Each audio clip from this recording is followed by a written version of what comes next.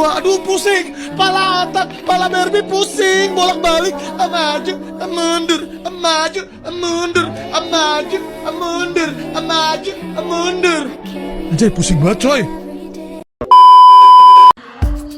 Assalamualaikum warahmatullahi wabarakatuh. Perkenalkan, nama saya Farah Fauzana dengan NIM 2248201065. Di sini saya akan menjelaskan materi teknologi bahan alam dengan judul pemilihan dan penyiapan bahan tahapan pembuatan simplisia ekstrak bahan alam.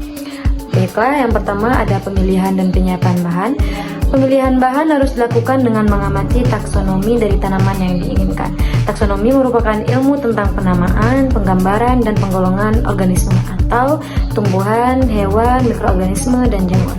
Faktor yang mempengaruhi senyawa pada tumbuhan, pertimbangan dalam penentuan jenis bahan ada beberapa, yaitu pertama ada musim, kemudian pengalaman penggunaan turun, lalu kadar air temurun, kemudian intensitas paparan matahari, lalu kondisi tanah atau pH, alkalin, dan mikroorganisme.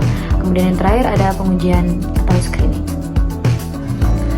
Kemudian ada penyiapan bahan. Pada saat pemanenan, bahan baku dapat berupa bahan herba atau keseluruhan, atau hanya bagian-bagian tertentu tanaman seperti daun, batang, akar, bunga, dan lain-lain.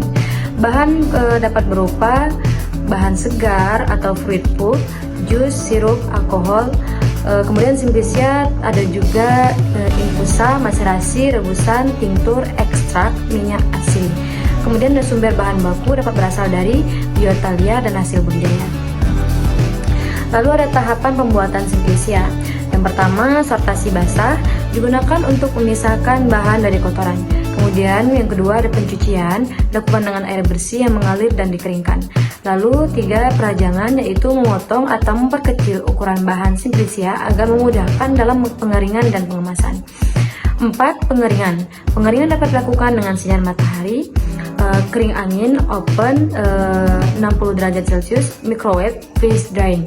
Kemudian yang kelima ada pengecilan ukuran, yaitu pengecilan ukuran dapat dilakukan dengan gunting, pisau, blender, dan mortar. Yang keenam ada garbling atau sortasi kering, dilakukan sebelum pengemasan untuk memastikan simplisia bebas dari kotoran. Yang ketujuh, pemeriksaan mutu, dilakukan dengan identifikasi taksonomi, analisis fisika, kimia, dan mikrobiologi. Analisis yang dilakukan yaitu analisis impurities, anorganik, dan organik. Kemudian ada kadar air, kadar abu, susut pengeringan, kadar serat, dan cemaran mikroba.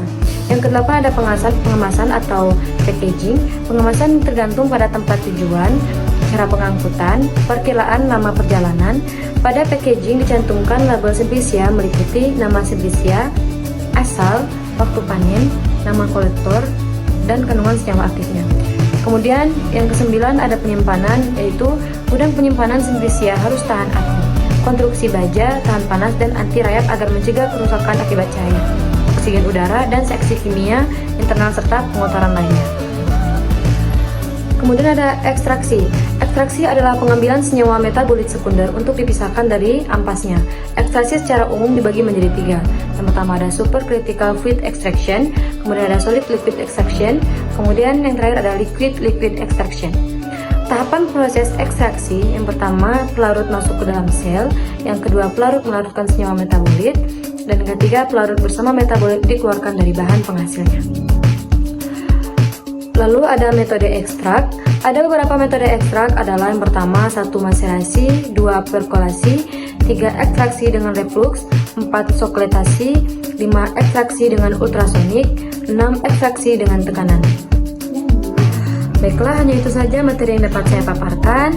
Kurang dan lebihnya saya mohon maaf. Terima kasih. Wassalamualaikum warahmatullahi wabarakatuh.